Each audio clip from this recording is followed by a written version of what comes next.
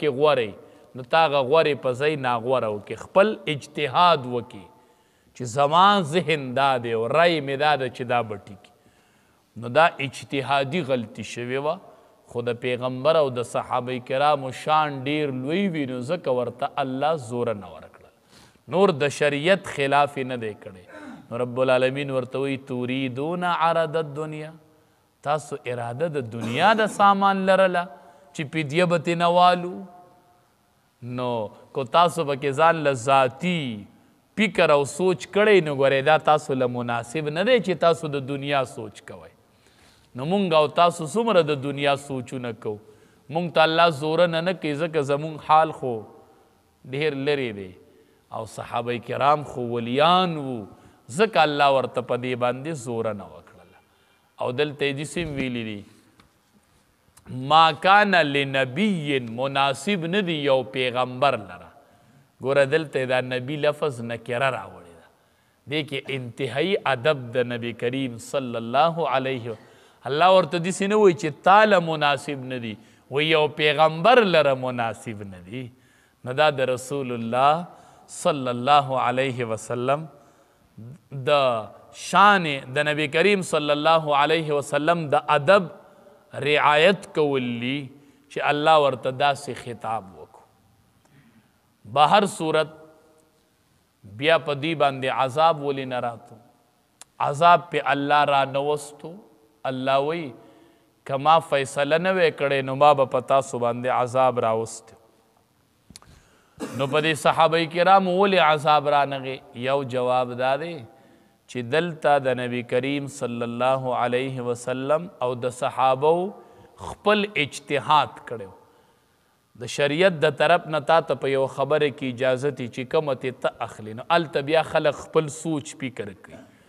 نو نبی کریم صلی الله علیه وسلم اجتهاد کړو او مجتهد چې غلطم شي خود ته به عذاب نه میلاویږي دویم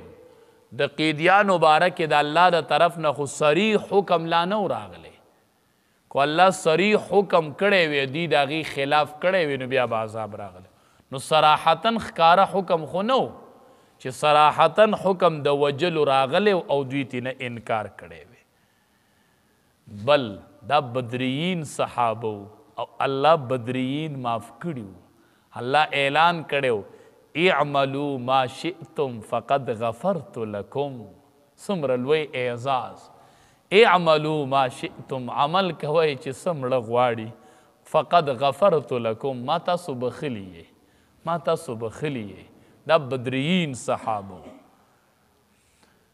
دریم علما وایي په دې قیدیانو کې د ډیرو کسانو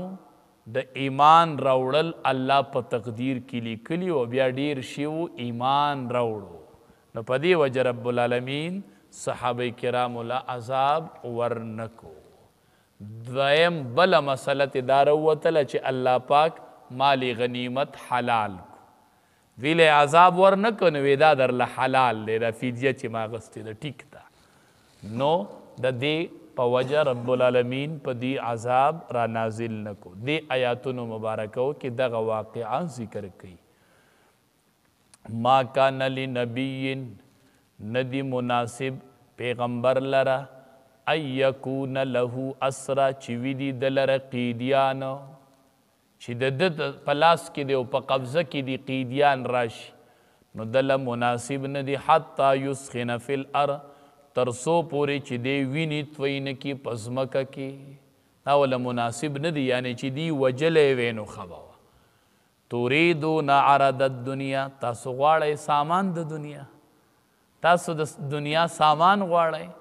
والله یرید الاخره او الله تبارک وتعالی غواړي ستاسو دپاره آخرت لره او تاسو دنیا سره کړله والله عزیز حکیم الله تبارک وتعالی زورور دی او د حکمتونو خاوند دی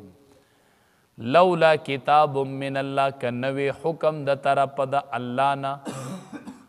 کنوی حکم د الله کنوی حکم د الله تعالی چې د مخکې نه فیصله شوی و